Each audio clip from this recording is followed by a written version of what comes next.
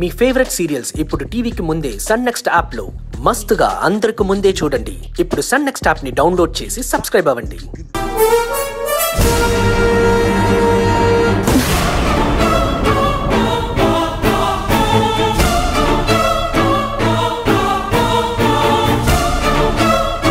జ్యోతికి ఫోన్ చేస్తావా? నువ్వు ఇంక దాన్ని మర్చిపోవా?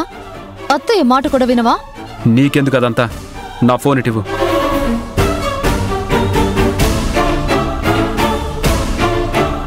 చూడు రాజీవ్, జ్యోతి నిన్ను కాదనుకుని వెళ్ళిపోయింది.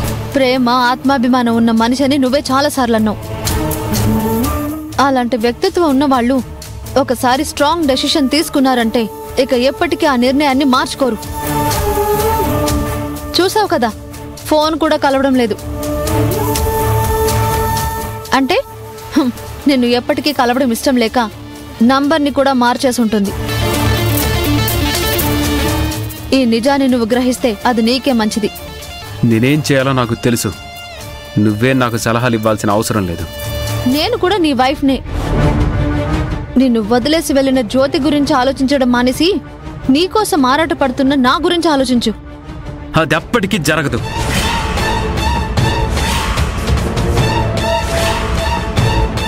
ఎందుకు జరగదు? నీకు నా భార్య స్థానాన్ని మా అమ్మ ఇచ్చింది, నేను కాదు. అంటే నన్ను నీ వైఫ్ గా యాక్సెప్ట్ చేయవా? అదేగా చెప్తున్నాను. జ్యోతి లేదు, ఎప్పటికీ నీకోసం రాదు. నీకోసం నేను మాత్రమే బతుకుతున్నాను. ఇప్పటికైనా నా ప్రేమని అర్థం చేసుకో రాజీవ్. శ్రావ్య, నువ్వెన్నిసార్లు ఎన్ని రకాలుగా అడిగినా నా సమాధానం ఒక్కటే.